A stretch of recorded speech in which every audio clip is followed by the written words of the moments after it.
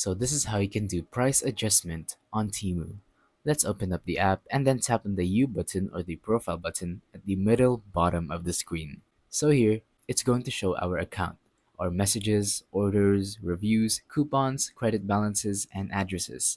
So we're gonna want to go to orders, and I don't really have anything I've ordered yet, so I'm just gonna walk you through on how to do price adjustment. If you have an order already, you can go on ahead and tap on that, and then tap on the price adjustment button. It's that simple.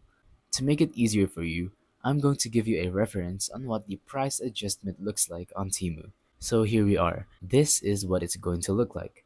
There's leave a review, view receipt, return and refund, request a price adjustment. You're going to want to tap on that, and it's going to request a price adjustment for you, and you can go on ahead and get your order price adjusted. It's that simple. Once again, I'm just going to show you how to do it because it's really simple.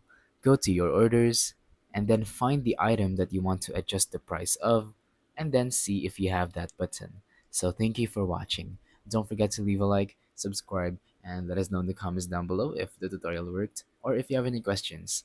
Thank you and goodbye.